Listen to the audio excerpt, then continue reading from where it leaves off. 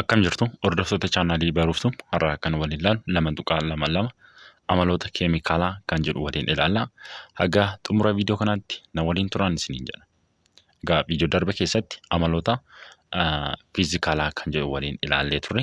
Har'a egaa amaloota keemikaalaa kan jedhudha.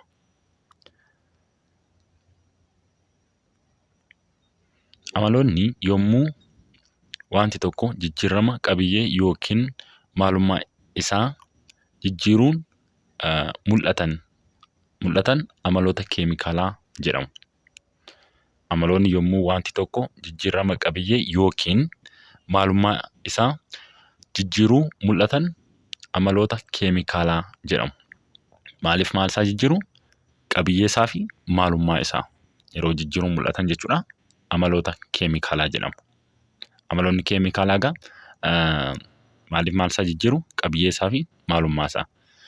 Amaloota fiizikaalaa irratti qabiyyee isaa fi maalummaa isaa hin jijjiiran jennee turre.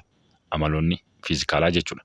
Amaloonni keemikaalaa immoo qabiyyee isaa fi maalummaa isaa ni jijjiiru jechuudha. Amaloonni keemikaalaa maatarii sababa qabiyyee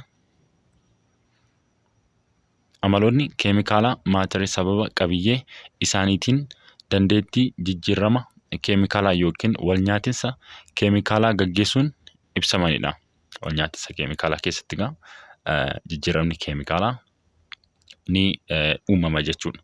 Fakkeenyaaf akka waliigalaatti sibiilonni amala keemikaalaa asiidii waliin wal nyaachuu qabu. Egaa sibiilonni gaafa asiidii faana wal nyaatan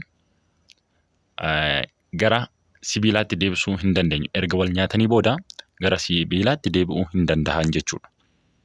Kanaafuu maalummaa isaa jijjiireera, qabiyyee isaa jijjiireera jechuudha. Sanaan maal jennaani? Amala keemikaalaa qaba jennaan jechuudha. Amaloota keemikaalaa wantoota beekuun maaliif barbaachise? Deebisuuf kana waliin haa ilaallu.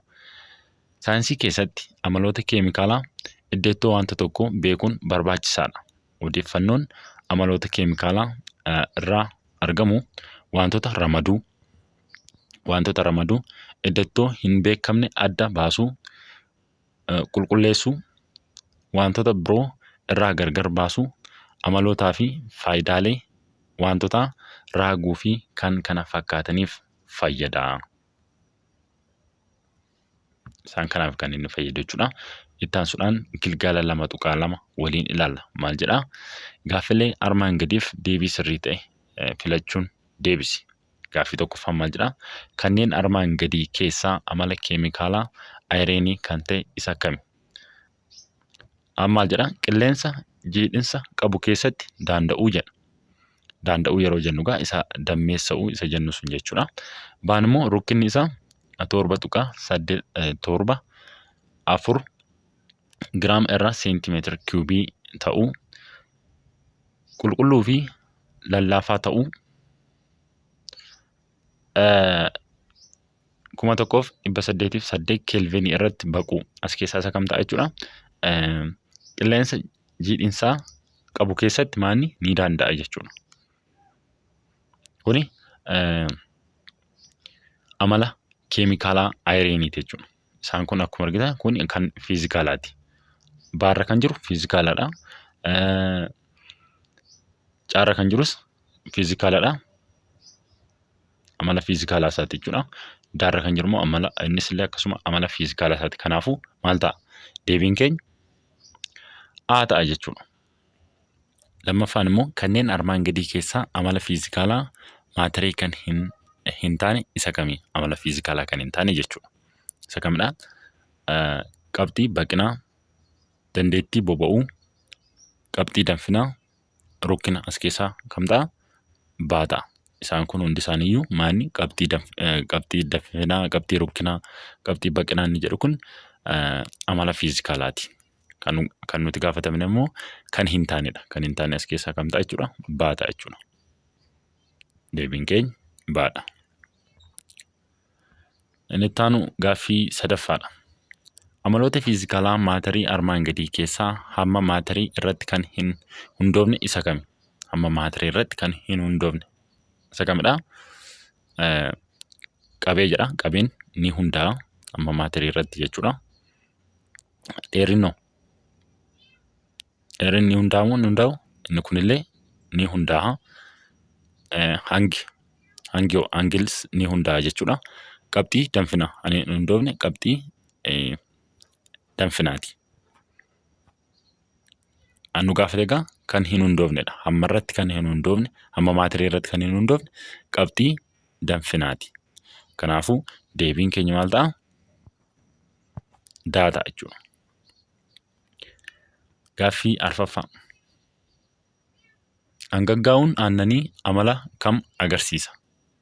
Amala fiizikaalaa, amala keemikaalaa, jijjiirama fiizikaalaa hunda. Egaa aannan hangaggoomnaan gara maalii jijjiirameera jechuudha? Gara itittuutti jijjiirameera jechuudha. Itittuu immoo gara aannaniitti deebisuu hin dandeessani. Kanaafuu maal ta'a? Amala keemikaalaati jechuudha. Baa ta'a.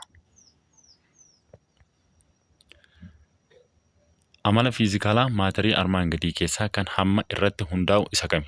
Hamma irratti kan hundaa'u isa kamidha? Qabee, jabina, amala, maagneetummaa, foolii isaan kana keessaa maali? A ta'a. Hamma irratti kan hundaa'u, hamma maatarii irratti kan hundaa'u qabeedha jechuudha. Itti aansuudhaan jaafa amaloonni fiizikaalaa wantoota gargar baasuuf kan hin fayyadne kami? Wantoota gargar baasuuf kan hin fayyadne kamii jedha. Halluun ni fayyada wantoota gargar baasuuf jechuudha. Akkasumallee rukkinnis ni fayyada. Bulbulamummaanis akkasuma ni fayyada wantoota gargar baasuuf jechuudha. Deebiin hin kennamne maal ta'a? Daa deebiin hin kennamne ta'a. Deebiin keenya maal ta'a? Daa ta'a jechuudha. Torbaffaan kanneen armaan gadii keessaa kan adda ta'e isa kamii? Kan adda ta'e boca wantoota gubachuu, kaarboonii, qabxii, baqina, jabina. As keessaa jijjiirama fiizikaalaa fi jijjiirama keemikaalaa kan ta'e jechuudha. Adda kan ta'e as keessaa egaa gubachuu kaarbooniiti. Inni kun jijjiirama maaliiti? Jijjiirama keemikaalaati jechuudha. Isaan kaan immoo jijjiirama fiizikaalaati. Waddeetaffaa amala keemikaalaa kan ta'e isa kami? Ani ashaboo bishaan keessatti bulbuluu, baa wal nyaatinsa keemikaalaa, caan waalgaan halluu keelloo qabaachuu, daan baquu cabbii. Egaa isa kam ta'a jechuudha? Amala keemikaalaa kan ta'e isa kamii jedha? Amala keemikaalaa wal nyaatinsa keemikaalaati jechuudha. Wal nyaatinsa keemikaalaa. Salgaffaa amaloota fiizikaalaa armaan gadii keessaa kan safaramuu danda'u isa kami? Amaloota fiizikaalaa armaan gadii keessaa kan safaramuu danda'u isa kami? Isa kamidha? Qabxii danfinaa, foolii muuzii, dhandhama sukkaaraa hunduu jedha. Maal ta'a? Qabxii danfinaa ta'a jechuudha. A ta'a. Kurnaffaan amaloota maatarii armaan gadii keessaa kan adda ta'e isa kamii? Aan calaqqisuu, baan rukkina, caan amala maagneetummaa, daan qabee. Kam ta'a? Qabee ta'a. Maaliifii hamma maatarii irratti hundaa'u jechuudha qabeen. Hamma maatarii irratti kan hundaa'udha qabeen jechuudha. Isaan kun immoo hamma maatarii irratti hin hundaa'ani.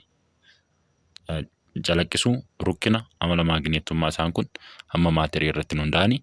Daan garuu qabeen hamma maatarii irratti kan hundaa'udha jechuudha. Egaa viidiyoon har'aaf qabanne kana fakkaata. Viidiyoo itti aanuun 2.3 wantoota ramaduu kan jedhu walitti deebina. Nagaan naa tura.